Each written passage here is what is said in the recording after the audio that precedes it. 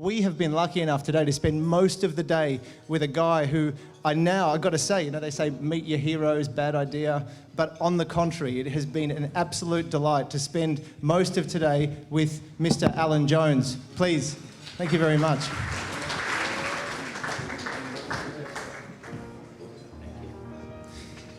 When I was a boy, my first encounter with that car was about when I was 12 years old, and it was just a static display. And it was the car that Alan won the World Championship in.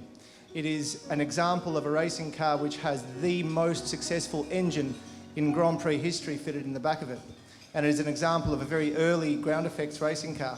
And when you think about it in very, very simple terms, the cockpit is a depression inside the fuel tank where one person, or lunatic some might say, will sit, strap themselves and put themselves through the rigours of G-force, braking, acceleration and so forth. And that is what this man did better than anybody in the world. Well, hello. It's very depressing when somebody that looks older than me says that as a boy, he looked up at me.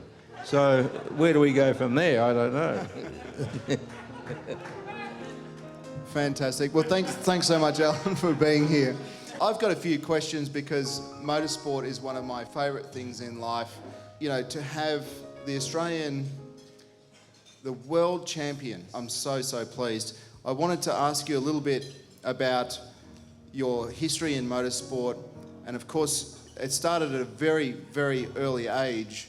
Your father was a particularly good motor racer, and as a young boy, you watched him, and I'm sure that was the start of something very special.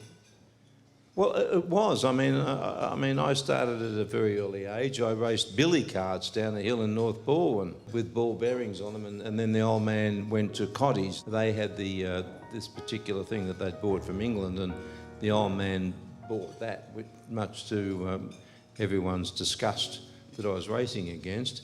I started there, obviously, then I went into go-karts, and from go-karts into various other aspects of racing. And I grew up in that environment, and people say to me, how did you get involved with motorsport? Well, I mean, that was the environment I grew up in, and ever since I was knee-high to a grasshopper, that's all I ever wanted to do was race cars.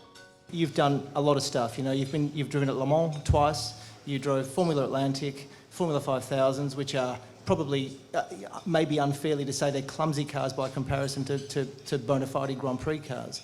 But what fascinated me was that a couple of years ago I read the biography of Frank Williams written by Virginia, which was a great book, and she talked a lot about your involvement with Williams in the years that the team was fledgling. And as we discussed, your entry to Formula One was interesting, but you won your World Championship with a team that was really in its success infancy.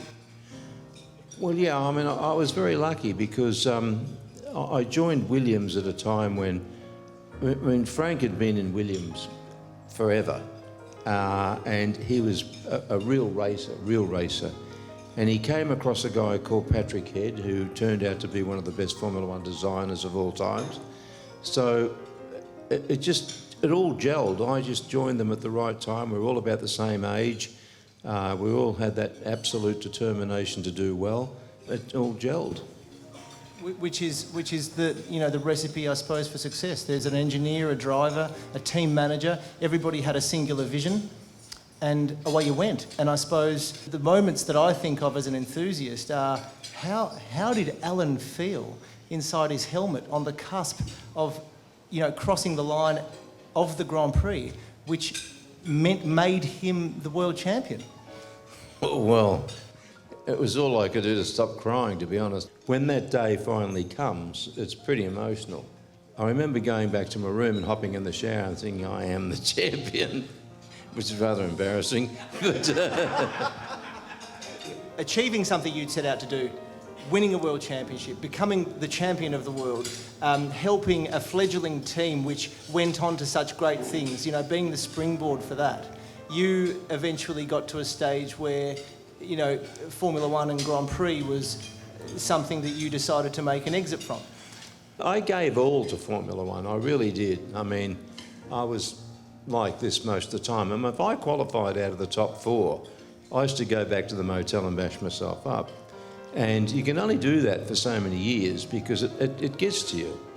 You know, it's just life moves on, and luckily I've got everything pointing in the right direction. I'm still on this right side of the grass, so all's good. And just to get all nerdy and geeky just for a little bit, because I love the technical side of Formula One and the history of Formula One and how technology has changed the cars. You raced in an era which was kind of the dawn of ground effects cars.